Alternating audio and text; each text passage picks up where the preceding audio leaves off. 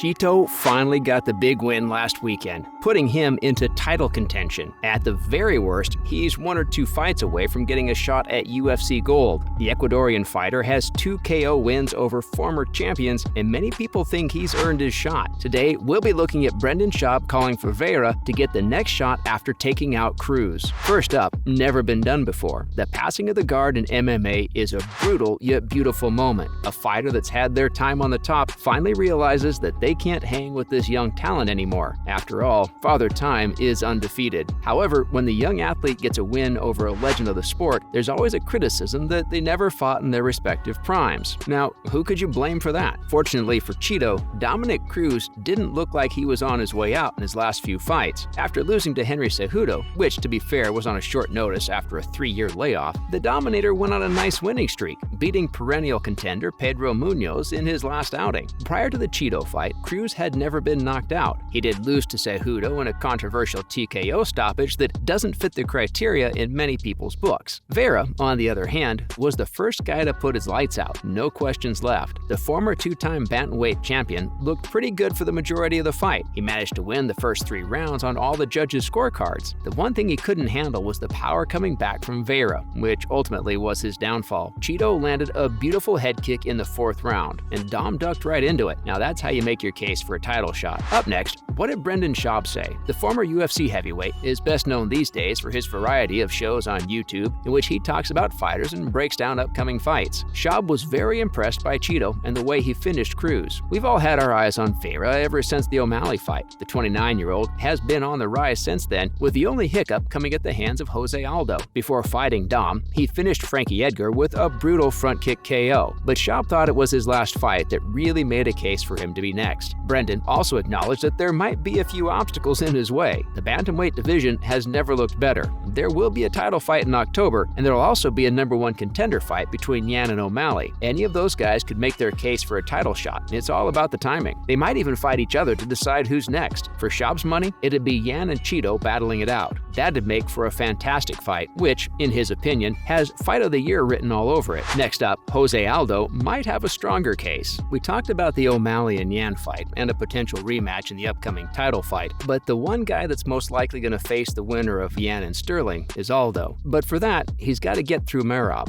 who he's fighting next week. You might think that Merab would fight for the title next if he wins as well, but there's a problem with that. The champ and Merab are friends and longtime training partners. They're both at the top of the division and want to hold the belt, but they've publicly said they won't fight each other. It's a tale as old as time. Ali and Frazier, Chuck and Tito, Masvidal and Colby, whenever 2 foes have a history, it takes a turn towards the dark. Aljo and Merab are aware of this and want to avoid that from happening. But as the Funk Master said, if they both win their fights, it's a good problem to have. As for Aldo, he's already accomplished everything he dreamed of. He's a future Hall of Famer and will go down in the history books as one of the greatest of all time. But the former featherweight king wants to make one last attempt at winning a UFC belt to cap off his legendary career. Both Aljo and Dillashaw have acknowledged that their next opponent had to be Aldo if he gets through his next opponent. The King of Rio said during fight week that he wanted to win the belt and then can ride off into the sunset. What a beautiful ending that would be. Let's see if he can make it happen this Saturday. And now for the question everyone has, could we see a rematch with O'Malley? Ever since their last fight, the self-proclaimed undefeated star Sugar Sean and Chito have been on the rise. Sean's been doing his thing and dominating the mid-tier competition, and he's about to face the toughest test of his career. The fight between Yan and O'Malley was unexpected for many reasons, but it's going to answer a lot of the questions we have about how good Sean really is. If he gets it done against Yan, who many people consider the best in the world, he will take his spot as the next in line. But with Aldo already chomping at the bits to get a title shot, he might have to take one more fight. And yes, you guessed it, it'd be the rematch we've all been waiting to see. The first fight between Chito and Suga ended due to an injury on O'Malley's leg. To give credit to Chito, he did land a calf kick that triggered the nerves in O'Malley's leg, but the chances of that happening again are extremely small. Sean was doing pretty well leading up to the finish, but the way Chito's been able to get a comeback despite being down in in the first few rounds has been nothing less than impressive. Even though we've seen the fight before, we still don't know who the better man is and how it's going to play out. Let's pray to the MMA gods that we get to see this one more time. Now, for some more news. First up, the pound-for-pound king wants to be bigger than The Rock. A lot has been made about the way Kamaru Usman's life has changed ever since he became a champ. Leon Edwards, who's fighting the champ this weekend, has been pretty vocal about Usman enjoying the luxuries and going all Hollywood. But why shouldn't he? The man's on top of the world. He's made a lot of money, and his star power is only growing. People are already putting him up there in the GOAT conversation. And speaking of going Hollywood, he'll be making an appearance in the next Black Panther movie. Big things are happening for him, and he's earned every bit of it. The Nigerian Nightmare addressed these comments of Leon and said that he'd worked hard for everything he has, and he loves the life he's created for himself and his family. He's always wanted to own a nice car, wear silk shirts, and a nice watch, so why shouldn't he? It's a pretty common saying that it's hard to go for a run in the morning when you wake up in silk sheets, but the pound-for-pound king doesn't think this applies to him. He said he doesn't want to stop here. All the money motivates him to work even harder. He wants to grow and become bigger than The Rock one day. He certainly has the potential to do that. Up next, Luke Rockhold is fired up. After a pretty long layoff, the former middleweight champion is about to make a comeback, and he's fighting one of the most dangerous guys in the division. Luke's had a different kind of energy throughout fight week, and he's been going after everyone. He touched on the fighter pay issue and how the UFC is growing day to day, but the athletes don't get the money they deserve. The performance bonuses in the UFC have been $50,000 for nearly decades, and they still haven't grown. The company doesn't provide health care for the athletes either. His interactions with Costa haven't been cordial either. He called him a quitter and said he could never lose to a man like that. Many people have talked about this fight and how it's the two most good-looking guys in the UFC facing each other. Not that it really matters, because the fight's going to be fireworks anyway. And finally, Burns versus Masvidal has been verbally agreed. Coming off of a Fight of the Year contender against Khamzat, Durino has been looking for a big fight. Masvidal is also in a slump and wants to get a win over someone that could get him back into the title conversation. They both couldn't have faced each other at a better time. According to many sources, both guys have verbally agreed to face each other in December. All that's left is for the contracts to be sorted out. Both guys are fan favorites and bring their A game in each fight. There's no way this one's going to be boring. Can't wait for it. That's a wrap for this video. Do you think Chito's done enough to fight for the title next? Let us know in the comments below. Make sure to give this video a thumbs up and subscribe to our channel for more videos like this. See you in the next one.